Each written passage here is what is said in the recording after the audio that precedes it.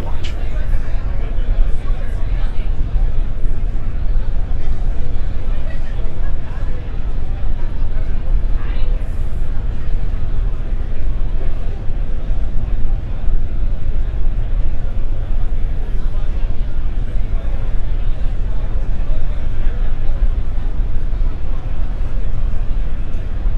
Stage 1's at startup pressures. Minus 15 seconds. And Falcon 9 is configured for flight.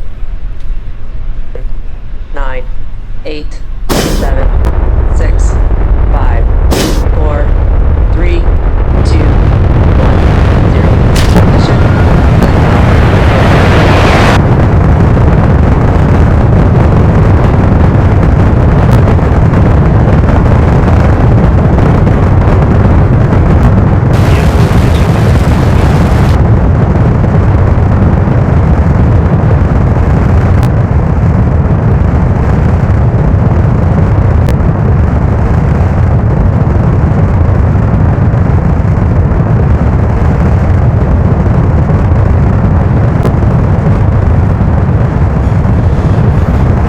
Seconds into flight, we've had a great liftoff from Space Launch Complex 40. Falcon 9 powered under the thrust of 1.7 million pounds. We're coming up on throttle bucket, preparing for maximum dynamic pressure. Propulsion reports that we are on target, throttle down, getting ready to pass through max Q. Vehicle is supersonic and experiencing maximum dynamic pressure. We're passing through the range where aerodynamic loads are greatest on Dragon Falcon 9. The Merlin engines are now throttling back up. Propulsion reports the first stage systems are nominal. Great views from the cameras here. The blue skies, a nice daylight launch, showing Falcon 9 with Dragon headed downrange.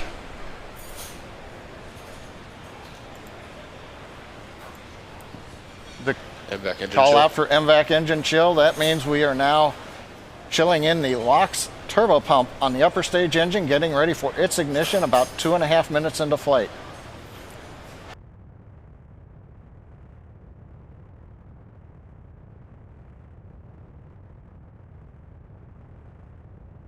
Next major activities coming up in about 25 seconds. We'll have shutdown of the 9 first stage engines. We'll get stage separation and ignition of the second stage to propel Falcon 9 and Dragon into Earth orbit.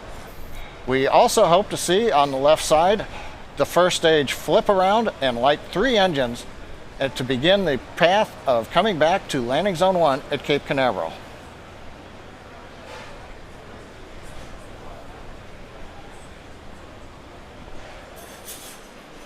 Nico.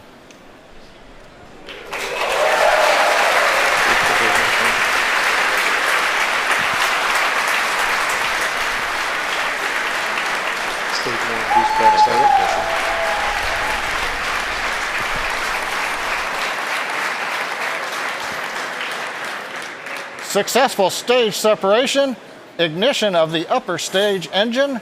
We've also seen the first stage has done its flip maneuver and the boost back burn has begun. We have lit 3 engines on the first stage. That's reducing the forward velocity and will be bringing it back towards Cape Canaveral.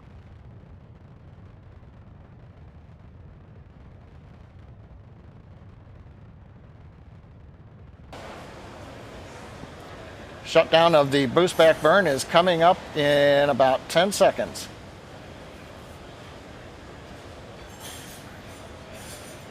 Second stage continues to look good on power. On the right-hand side, you may have seen an object passing the nozzle of the upper stage engine.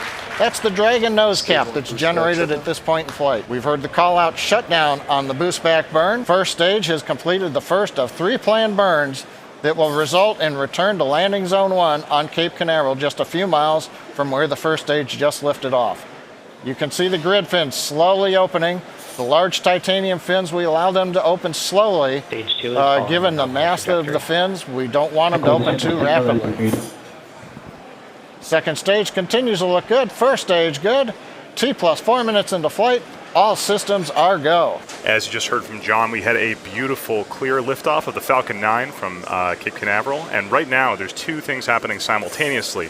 On the left-hand side of your screen, you can see a camera that's on the top of that Falcon 9 first stage, currently pointed down the length of the first stage. You can see the titanium grid fins, and that will be executing its re-entry burn at about T plus 6 minutes and 30 seconds.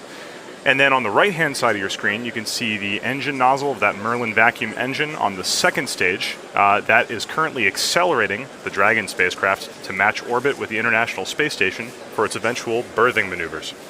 It's an interesting semantic point that the process of connecting the Dragon to the space station is called berthing with an E. And that's because it is brought to the space station by the Canadarm2, while docking actually refers specifically to two spacecraft that can connect without any external assistance. So for the space station, the robotic Canadarm2 is like a tugboat for the Dragon spacecraft. Next step up for the first stage is going to be a re-entry burn. That's when it's going to light 3 of its Merlin engines to slow itself down as it hits the denser regions of the atmosphere. You can actually see on the left-hand side of your screen, that is Cape Canaveral and the coastline of Florida. You can see that first stage is oriented towards Cape Canaveral and currently about to decelerate. Trajectory. Stage 1 entry burn startup.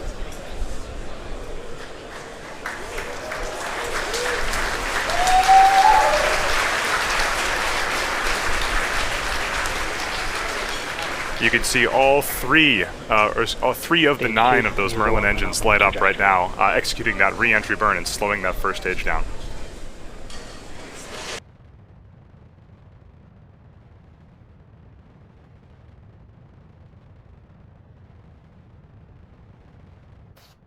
Stage 1 entry burn shutdown.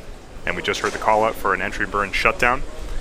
Landing burn will begin. That's the next phase of landing at T plus 7 minutes and 35 seconds. We currently have an unbelievable view of Cape Canaveral from the bird's eye view. It is absolutely amazing. I've been at Cape Canaveral for these landings before where you can feel those sonic booms in your chest. It is just so exciting along the Space Coast.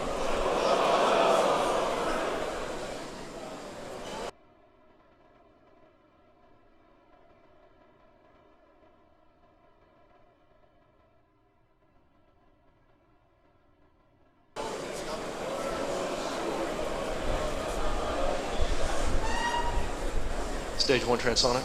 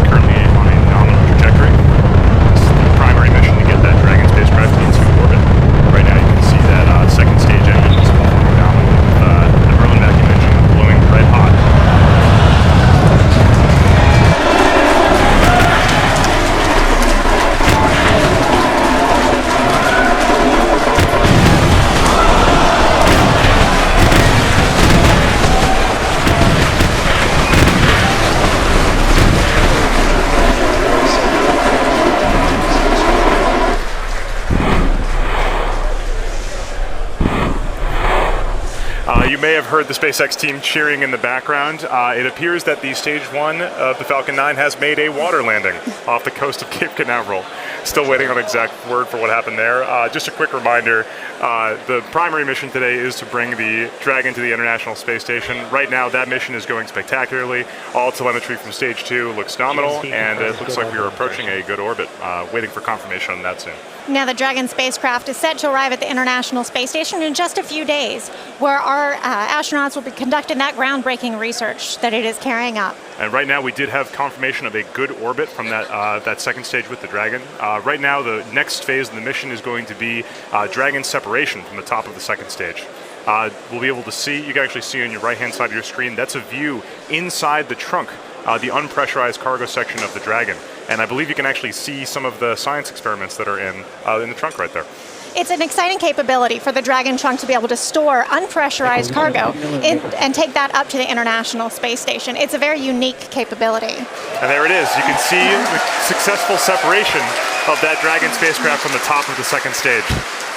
The trunk is open to the bottom. It's an unpressurized spacecraft, and I believe those are the two science experiments we're currently going to be mounted on the outside of the International Space Station. But yeah, so the next, Dragon still has a long way to go. The next phase of its mission is going to be extending the solar arrays. So you can actually see on your screen there's two kind of bumps on the side of that trunk. Those are the folded up solar arrays, and in I believe at 12 minutes and 30 seconds, those solar arrays are going to extend and unfurl so that the Dragon can start harvesting solar power and make its way the rest of the way to the International Space Station. Now, as you mentioned earlier, we've got some cargo inside the trunk of that spacecraft, which you could see as it was pulling away. We have two different experiments. The first one is the Jedi Spacecraft, and that's Jedi with a G. It stands for the Global Ecosystem Dynamics Investigation. The Jedi spacecraft will actually measure and create 3D maps of Earth's tropical and temperate forests. These measurements will help scientists determine how much carbon is stored in the world's forests. Also inside Dragon's trunk is the Robotic Refueling Mission 3, known as RRM-3.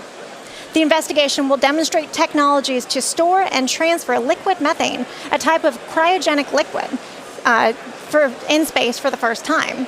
And obviously we here at SpaceX have an interest in long-term duration space flights for our eventual plans to send humans to Mars. So all of this research helps us, and we're excited to help NASA bringing that research up to the International Space Station. Like I was saying earlier, we are currently waiting for the Dragon solar array deploy. Those solar panels are covered by shrouds on the side, carbon fiber shrouds. And so we might be able to get some video, hopefully, of those shrouds popping off and those solar arrays extending. Shortly after the solar array deploy, we won't see this, but the next step for Dragon is to open its GNC bay door. That stands for Guidance, Navigation, and Control Door. It's sort of like Dragon opening its eyes, exposing its sensors to space so it can find and lock onto the station and make its way the rest of the way towards the ISS's orbit. And as you can see right there, that is a confirmation of Dragon's solar panels deploying from the side of that trunk. This is excellent news. It means that Dragon is now able to power itself all the way the rest of the way to the space station. Dragon is now on its way to the space station. When Dragon arrives in just a couple of days, the spacecraft and the space station will establish a direct communications link, and then Dragon will slowly approach, pausing at several checkpoints to ensure that everything is still going as expected. Eventually, as Dragon approaches closer and closer, the European Space Agency astronaut Alexander Gerst will reach out and capture the Dragon. Next, ground commands will be sent to Mission Control, or from Mission Control in Houston, for the space station's robotic arm to reach out, rotate, and install it on the bottom of the space station's Harmony module. Well, 13 and a half minutes since liftoff when that entire rocket was at Cape Canaveral. We had some great views. The weather cooperated today. The ground winds weren't too high. We were able to launch right out the opening of the window. You saw ascent, great stage separation. We did get some great views of the first stage and the grid fins coming back, but as you heard from some of the background noise and comments, the first stage did land in the water. Now the good news is we've got a lot of telemetry from it, so we'll be able to understand what happened and work to improve reliability as we always do here at SpaceX. Second stage went into great orbit. It was really precise. Dragon you saw separate, and now the solar rays coming out. All told, another great day for SpaceX and NASA. Dragon's arrival, capture, and installation to the International Space Station will be streamed live on Saturday, December 8th on NASA TV and on SpaceX.com/webcast. Dragon will spend about 5 weeks attached to the space station before returning to Earth with cargo and research. Please follow NASA and SpaceX on our social media pages for ongoing updates. I personally will be covering that early morning grappling capture, so please tune in for that on Saturday morning. And please, thank you to NASA, the range, the FAA, and you, the viewer, for tuning in. We greatly appreciate your support for these launches. Until next time.